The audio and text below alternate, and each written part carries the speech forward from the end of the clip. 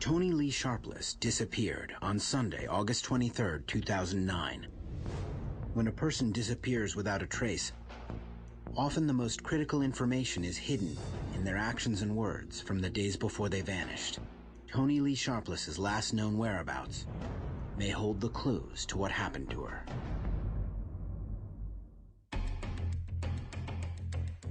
A nurse and mother struggles to put her demons behind her. She's trying to further her education. She has a daughter to come home to. When a night on the town brings unforeseen consequences, that's when the situation just turned crazy.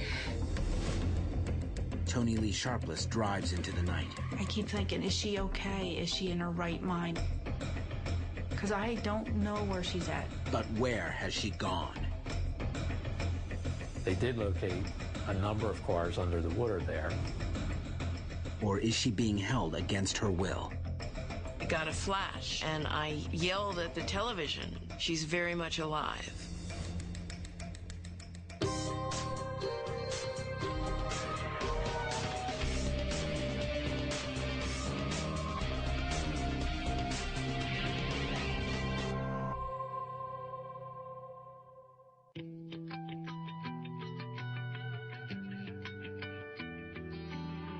It's summer 2009. 29-year-old Toni Lee Sharpless is working at Lancaster General Hospital in Pennsylvania. Toni is a nurse, specializing in infectious diseases. She enjoys working as a caretaker immensely, despite the long hours and challenges of the job.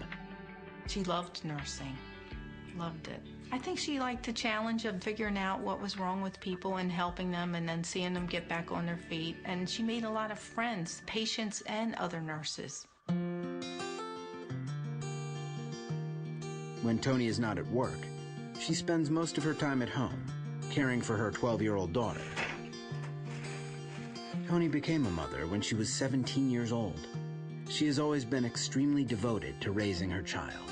When Toni got pregnant, we never really discussed whether she was too young or not. She just said she wanted to keep this child, and she said, I will do anything that I have to do to support this child. Between being a mother and working full-time, Toni keeps very busy. But Toni didn't always have such a good handle on things. The first time that Toni had a breakdown, she was approximately 19 years old, 19 or 20.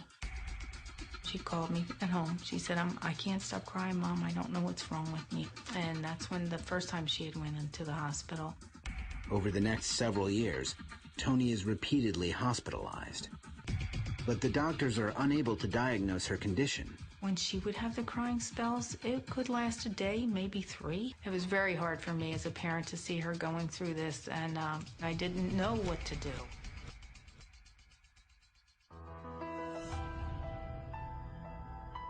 She would drink occasionally. I think that was to self-medicate. There was one incident where she totaled her car. After that accident, she was adamant. She said, I will never do that again. In 2004, during another hospital stay, the source of Toni's problems is finally identified. She is suffering from a bipolar disorder. With a diagnosis in hand, Toni is prescribed medication and she begins to take control of her life. In 2005, she enrolls in nursing school, and she and her daughter move in with her parents in Downingtown, Pennsylvania. She was working full-time and going to school full-time. She was very determined. If she wanted something, she set a goal, she went for it, and she made sure she completed it. Toni finds work immediately upon graduation. It seems her darkest days are behind her, until again, she has another relapse.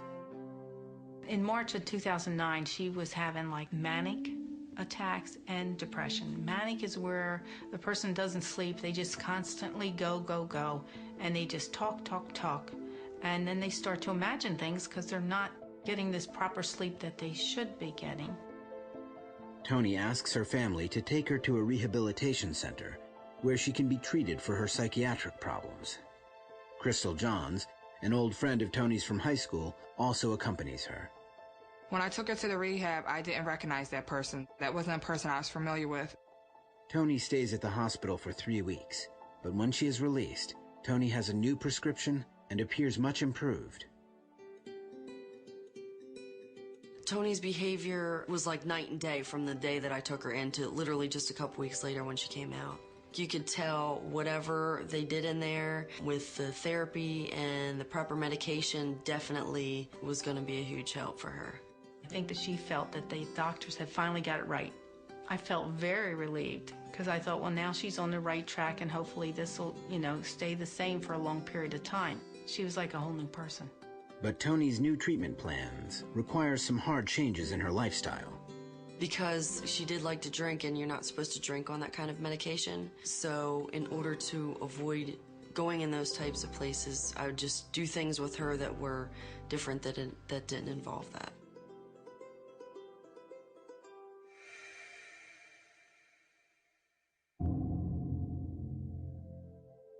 Six months after being released from rehab, Tony is back at work.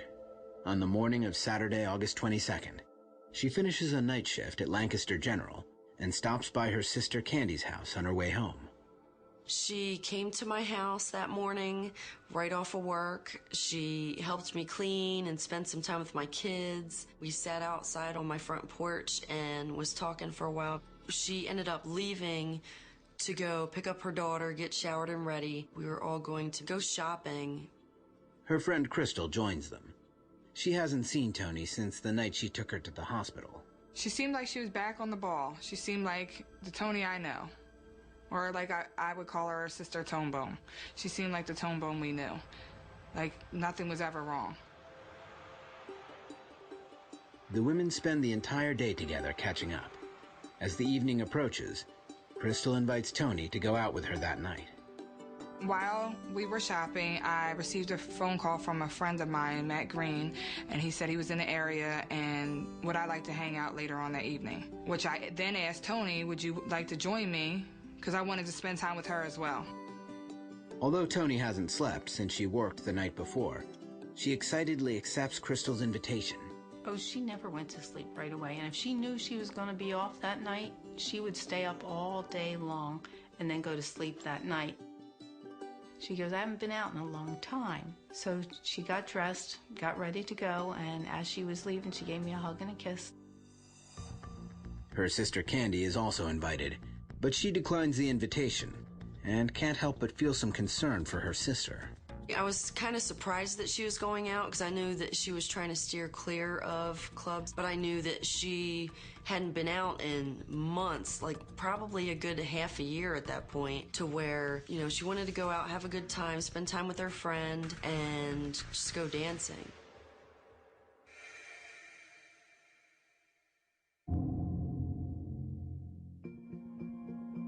I spoke to Matt, and he said he was in Old City at the G Lounge, and we agreed to meet him there since it wasn't too far from where we were.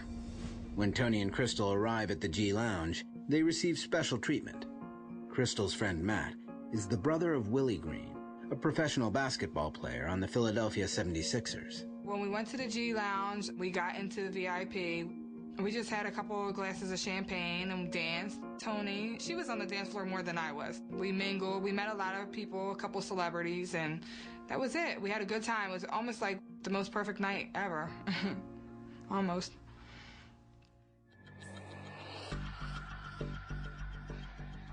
As another round of drinks is ordered, Tony doesn't seem to have any trouble keeping up with the others. We were definitely drinking Don P. I prefer Grey Goose and pineapple. We had a few of them. We took a couple shots the waitresses were bringing around.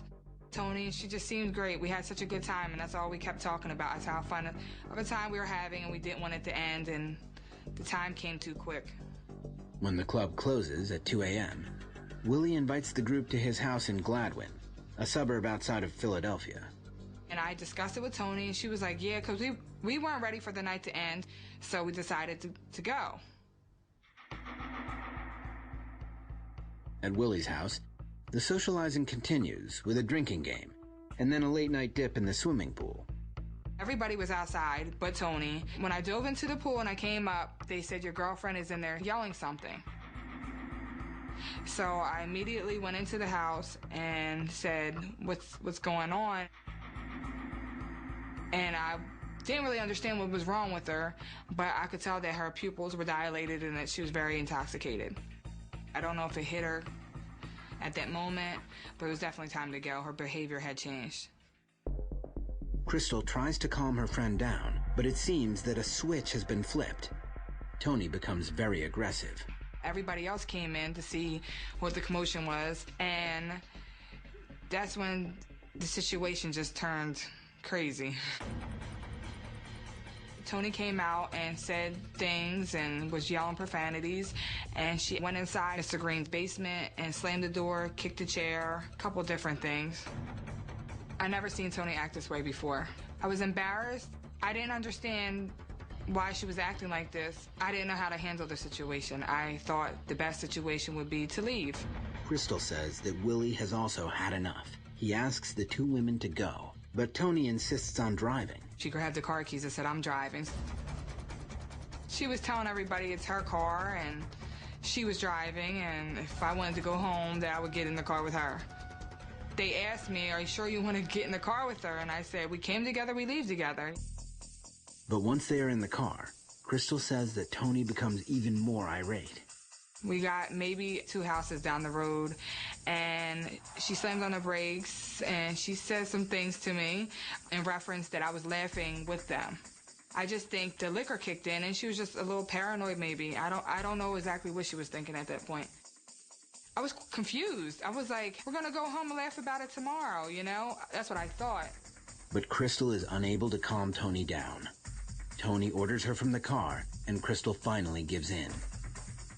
I just thought, let me get out the car. She'll come back for me. As soon as Crystal steps outside, Tony speeds away into the darkness. I never thought she wouldn't come back.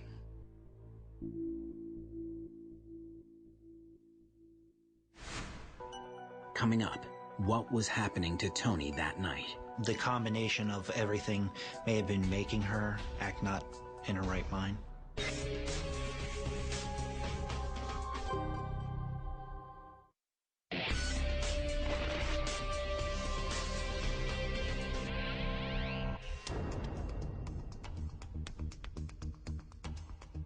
After a long night out on the town, 29-year-old Tony Lee Sharpless seems to lose control. Her belligerent behavior gets her and her friend Crystal kicked out of a small gathering in Gladwin, Pennsylvania. Crystal is glad to be going home, but suddenly, Tony demands that she exit the car and speeds away. She knew I didn't know these people, that we were so far from home, like 40 miles. Why would you leave me? I didn't think she was that upset, and especially not at me.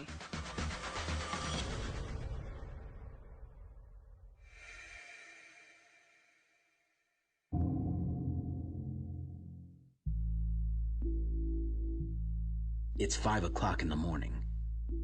Crystal finds herself in an unfamiliar neighborhood, a long way from home. I could still see the guys from the party yelling for me to come back, and I was so embarrassed that I just put my hand up and said, I'm fine. I started walking towards the direction that she had went, thinking that she would come back for me. So then I called Tony's phone. She didn't answer, and I called again, and it was obvious that she had turned the phone off. It was scary, it was dark, there's no street lights, and I had no clue exactly where I was. I thought how angry I was. How could she leave me? I don't know. I just hoped that she was going to come back for me. That was the initial feeling. Crystal continues trying to reach Tony without luck while she walks to the expressway that they took to get there. I sat on the side of the road, so if she came back, that I would just be sitting waiting for her. I was so far from the development that I left, I didn't even know what house I came out of. That's when the reality kicked in, and that's when I began to cry.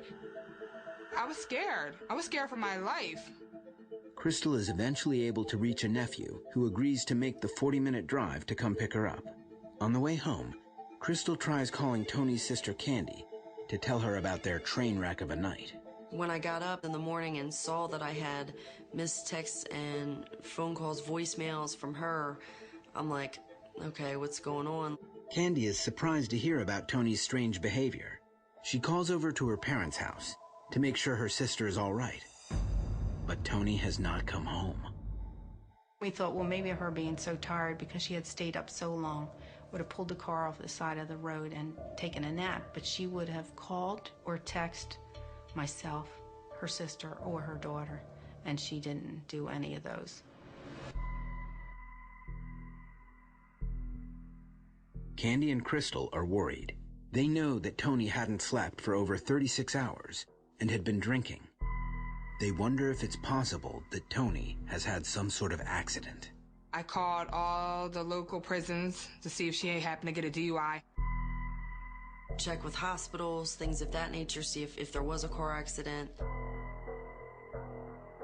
Nothing all day. I had tried calling Tony. I had tried texting her. No response. And being a close-knit family, I know she would have called one of us by then. So now red flags are going up. Something's wrong. Where's she at? By nightfall, neither Candy nor Crystal has made any progress in finding Tony. Crystal can't bear it any longer and contacts the police.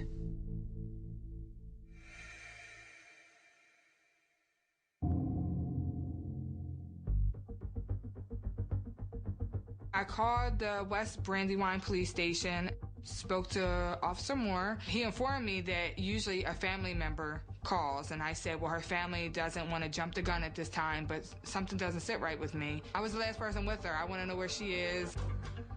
Candy agrees to go down to the police station to file the missing persons report for her sister. It was nerve-wracking to report her missing. I'm still at this point like, this isn't really happening. Like, I'm doing this for nothing, but if I don't do it and it really is an issue, I would feel terrible. So I just got to file it to be on the safe side. That way we can get the word out and see what's going on. As Officer Russell Moore takes down Tony's details, some of the information that Candy tells him gives him pause. She did mention that Tony had had a couple cases of where she had attempted suicide, which did concern me that this could be another attempt. Tony's family, however, stresses that Tony loves her life and has no reason to want to end it. She's trying to further her education. She has a daughter to come home to. We're a very close family. She was happy. She loved her job and things were going good. Her medicine was working well, so she was very excited. Still, Officer Moore wonders how the mix of alcohol with Tony's medication may have affected her. There is some concern that the alcohol with the medication, as well as her mental health issues, the combination of everything may have been making her act not in her right mind. Crystal is also worried. As she replays the last night over in her head, she realizes she has seen Tony in this condition once before. The night reminded me of the time when we were checking her into rehab. She wasn't in a right state of mind. I know that Tony wasn't psychologically stable, that she had issues with that in the past, and, maybe I should have kept a closer eye on her. Maybe I shouldn't have drunk with her, But her family was aware we were going out. We went there before we left. Obviously, if we're going to a club, we're going to consume some alcohol. If that wasn't a good idea, I wish somebody would have told me. I would have babysat her more, I would try to.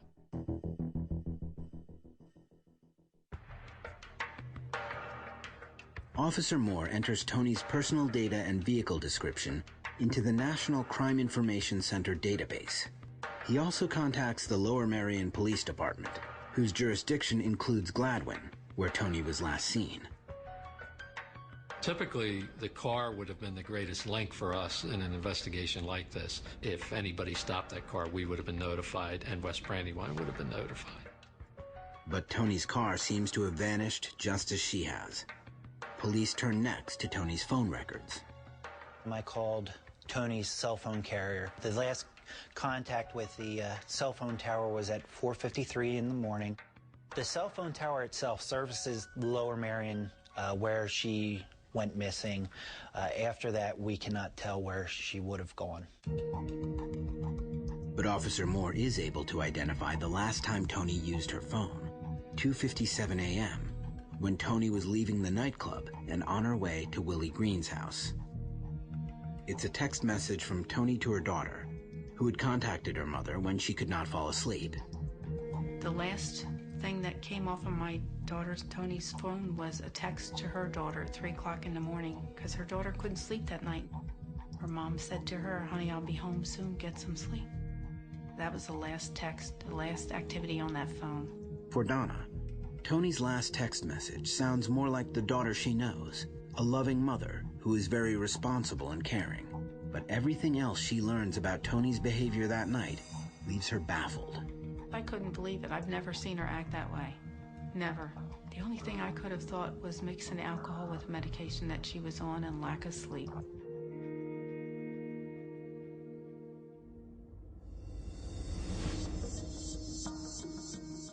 With this in mind, Donna and her husband Peter begin driving the roads around the area where Tony was last seen. I kept thinking, if she's that tired or if she's that out of it, she would have had to have wrecked that car. There's no way she could have made it home or anywhere else. We were looking for all kinds of signs, scraped guardrail.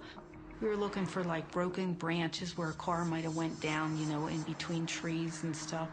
We were all over that area, but we couldn't find anything. But when Donna and Peter study a map of the area, they are struck by something. Tony could have taken a wrong turn looking for the expressway entrance heading home. Leaving Gladwin area, it only takes you into Philadelphia. You have to go off the next exit, turn around, and come back. So we thought, well, instead of that, we'll just go down under the bridge, and that's where the river happens to be. You make a sharp left, and then the park is off to the right. And that's what made me think, well, if she had pulled in there, she could have went right off the boat ramp and into the water.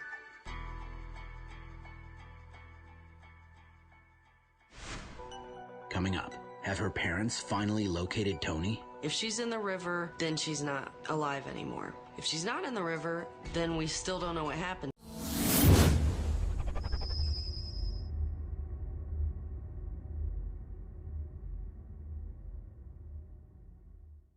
to her. It was a lose-lose situation at that point.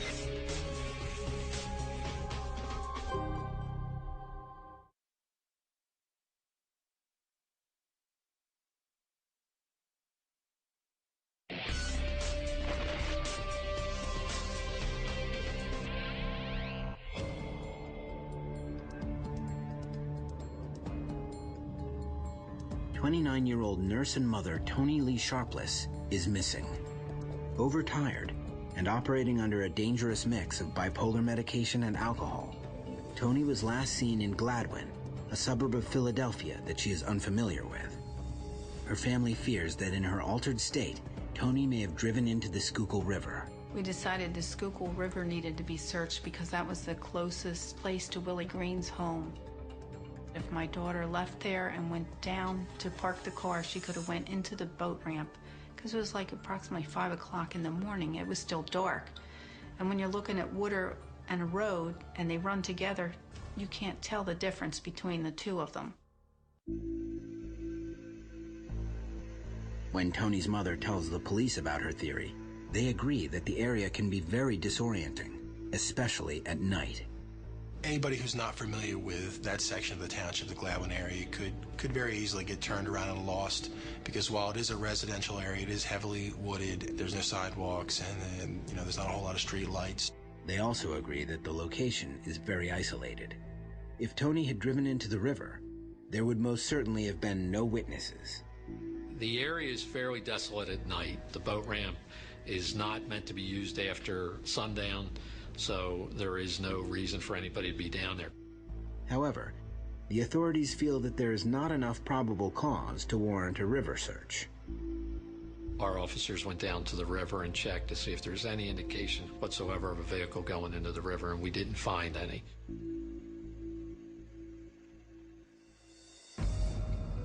Nevertheless, Texas EquiSearch, a nonprofit organization that conducts missing person searches, agrees to come to Pennsylvania to spearhead the operation. They scan the river bottom with sonar, while the Lower Merion Police Department joins the search. The way the sonar system works is it's attached to a boat and it scans through the water and actually takes photographs of items on the bottom of the river or on the riverbed. As you go off the boat ramp, it gets very deep. It's about 25 feet deep as soon as you leave the boat ramp. So this is a fairly deep water operation there with very low visibility.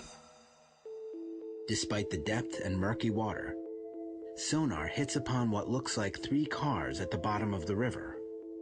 We arranged for the Philadelphia dive unit to come out the next morning and to dive and to determine if they were vehicles and if they were involved, in this case, if they were in fact Tony's car.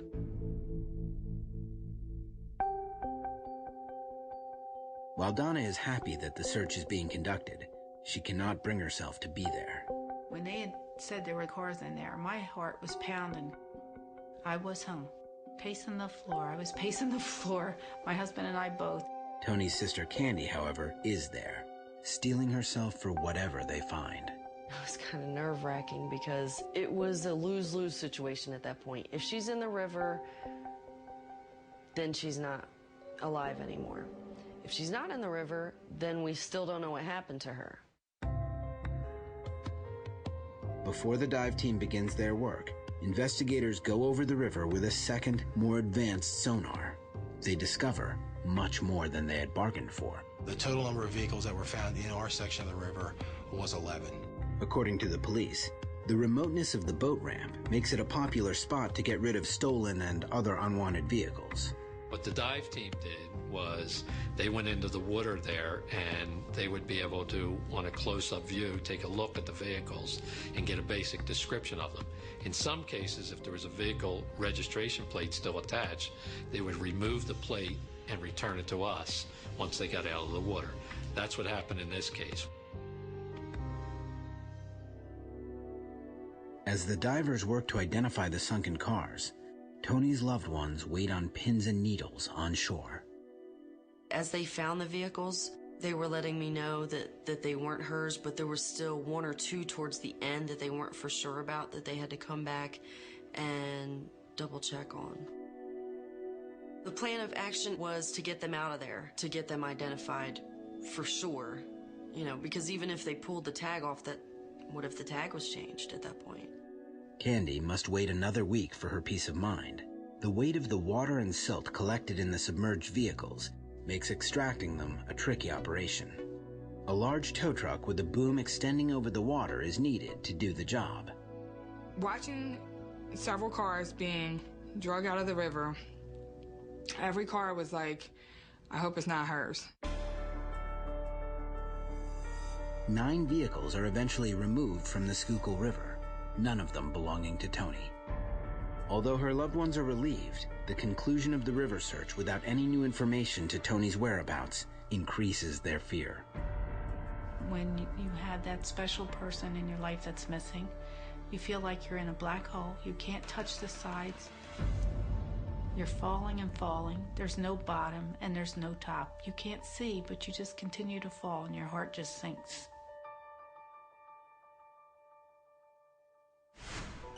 Coming up, police turn their attention to the last person to have seen Tony. Everybody was asking me about drugs and what drugs was she on, and I don't do drugs. And if she was on any drugs, I didn't know of them. Get more Disappeared online at investigationdiscovery.com.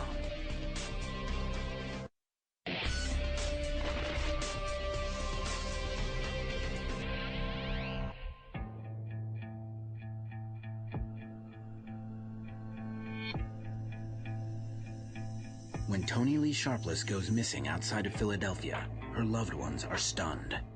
The 29-year-old nurse lives a simple life, devoted to her daughter. But by all reports, Tony behaved like a different person on the night she disappeared. She wasn't herself, because the Tony I know would have never left me on a dark road or with a house full of strangers. She wouldn't have did that. Crystal Johns is the last person known to have seen Tony. That night, the 2 women had last been at the house of Willie Green, a professional basketball player on the Philadelphia 76ers. I contacted Mr. Willie Green to see if he could shed some light on what happened. Mr. Green gave the same account of the night that Miss Johns had given. There were never any suspects in the case. There was never any indication of foul play. There was no person of interest, really, that jumped out at us during any phase of the investigation. Despite Willie and Crystal's cooperation with authorities, rumors of foul play begin to circulate. Tony's disappearance received a lot of local media coverage, both on TV and also on the internet. And unfortunately, in some of this coverage, Crystal was described or was portrayed to be someone who was hiding something or who was involved in something happening to her friend. The blog just said that me and the Greens disposed of Tony, that I'm withholding information, all types of stuff that was not true. It was almost like harassment. The one person that wants to find her friend and that took it serious from day one is being harassed. After several weeks of negative attention, Crystal calls the Lower Merion Police Department and requests to take a polygraph test. Crystal asked to take a polygraph. We were fairly convinced that her information was accurate. However, she wanted to do it because there was so much pressure on her that she may have had something to do with Tony's disappearance. I passed with flying colors. I passed. I didn't lie about anything. There's nothing I withheld at all. And I went and I got something to eat for the first time in a very long time. I finally had my appetite back.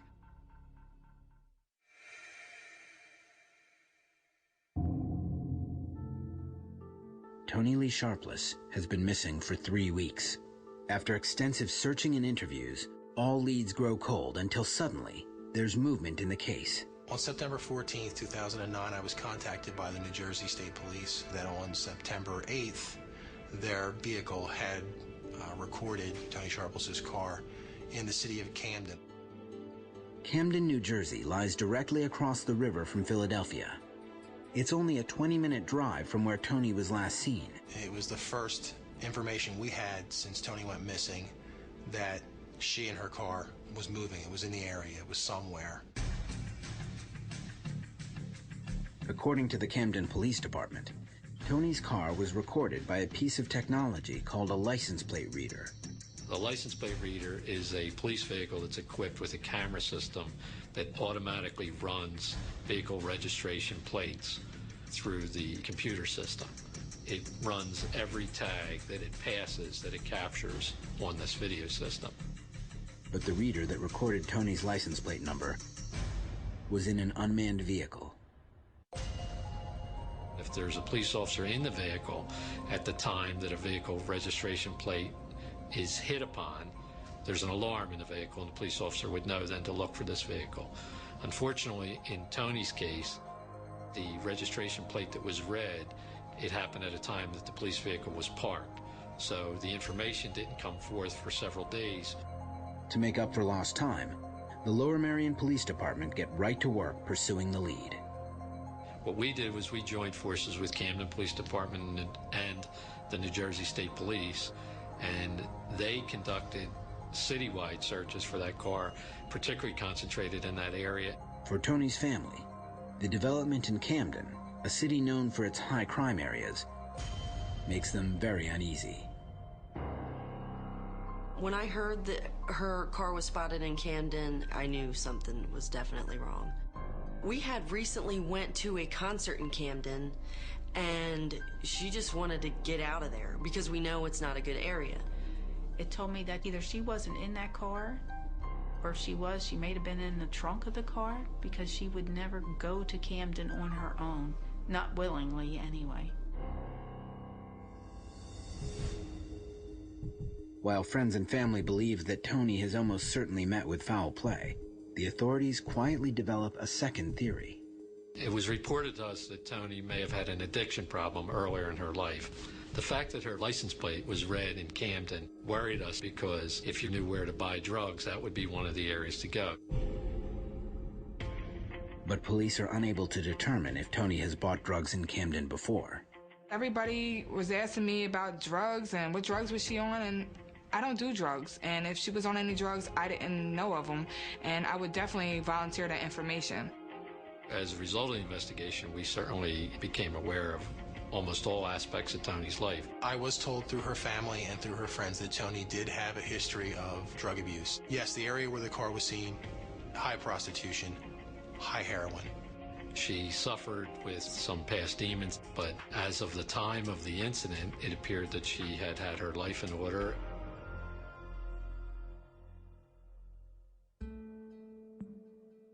As the Camden lead goes nowhere and no new information surfaces, the search for Toni Lee Sharpless begins to stall. It is very hard in a case like this. There's very little information here. I mean, really what we have is a girl left the township at 5 o'clock in the morning drunk and angry and was last seen by her friend. And the car, we believe, was in Camden several days later. Across town, a private investigator hears Toni's case on the news for the first time and has a strong premonition. For what it's worth, I got a flash of something and I yelled at the television. She's very much alive. Coming up, a new theory about Toni's whereabouts generates hope and fear. I know it's far-fetched to a lot of people, but in my world, that happens all the time.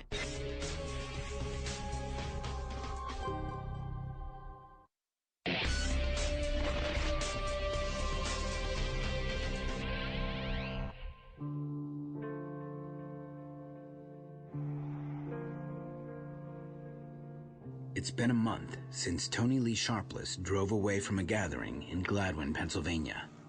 The only clue in the case that has surfaced is a license plate hit in Camden, New Jersey. After that, both Toni and her vehicle appear to have vanished. But now, private investigator Eileen Law thinks she knows what has happened to Toni. My instinct told me that, one, that she was alive, and two, that drugs were involved somehow. Like many in the area, Eileen is aware of the recent bust of a sex trafficking ring in New Jersey. Prosecutors say this man, who called himself Prince, enslaved young women and forced them into a life of hell. Just 1 month earlier, Alan E. Brown Jr. was arrested for prostituting dozens of young women from Newark to Atlantic City. This man is one of thousands of men all across the country who prey upon young women, anywhere from 12 to 50. And what they do is go to bus stations, train stations, nightclubs, and look for young women who seem distressed in some way. Once they were forced into his stable of prostitutes, they were subjected to beatings, to isolation from others, to coercion. They were locked inside apartments. He would take their cell phones and their credit cards and force drugs on them. I know it's far-fetched to a lot of people, but in my world, that happens all the time.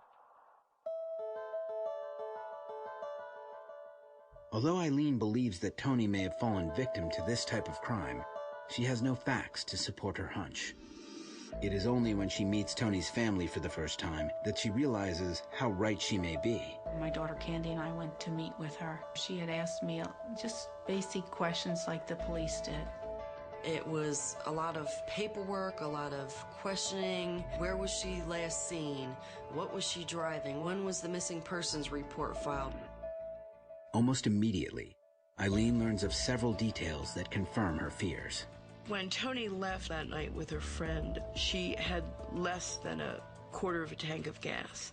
So when you do the mileage, there's just no way that she would be able to get home. I believe that somewhere along the expressway in Philadelphia, she ran out of gas. And that was the beginning of the end. At the conclusion of her first meeting with Donna and Candy, Eileen offers her services to find Toni for free. She begins work right away to get the story of the missing nurse and mother back into the media. I believe that she is in a weakened state. We need to get her picture out there. Almost immediately, there are sightings of women believed to be Toni. When that aired, by the time I got back to the office, there was a flood of calls. The first sightings were in the city of Lancaster, where Toni was a nurse at Lancaster General Hospital, and a lot of them used the phrase that she was distraught or distressed. As Eileen follows up each lead, Toni's family waits anxiously, wondering if Toni has really been found. There was one sighting in particular that got me anxious in Lancaster County, and that's one where the person was almost sure it was her to the point he wanted to get off the bus and go grab her. And the description of her, the description of the clothes, everything matched. But none of the sightings lead to Tony. After 1 week, the calls from Lancaster stop.